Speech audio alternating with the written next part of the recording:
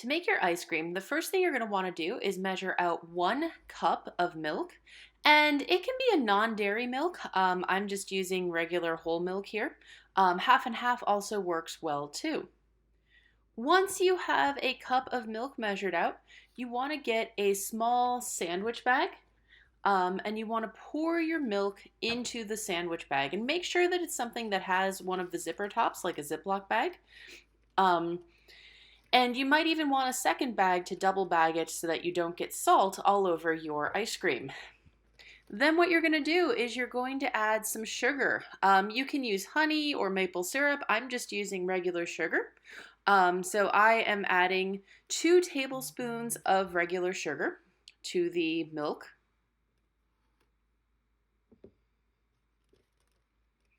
And then I'm just adding some vanilla. Usually you go for about a teaspoon. If you want to add other flavors or chocolate syrup, you can do this as well. Then you want to seal the bag up, making sure that you have as much air out of it as possible, and just kind of mix it around to get everything mixed up.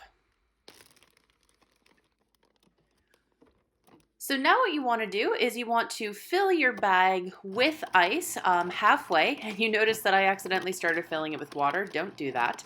But you want to fill it about halfway with ice, and any kind of ice will do. It doesn't have to be from your ice machine.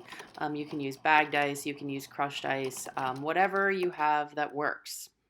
Once you have your bag halfway filled with ice, you want to add some salt, and I added here about half a cup of salt into the bag with the ice, and this is going to lower our freezing point to allow our cream to freeze. Then what you want to do is you want to take your Ziploc bag of milk, and I'm actually putting it inside a second sandwich bag so that the outside doesn't get covered in salt, so I don't accidentally get salt in my final product. You want to make sure that's sealed up really well too, otherwise you're going to end up with a mess instead of delicious ice cream. And you want to put it inside the bag with the ice and the salt, and then fill the rest of the bag with ice. It would be ideal to have it filled a little bit more than I do, but my ice maker only makes so much ice at a time. You may run into that same problem as well. But you want to get as much ice in there as you can and still be able to get a good seal on your large bag.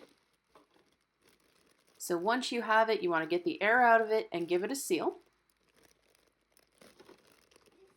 And now comes the fun part, or the hard work, depending on how you look at it.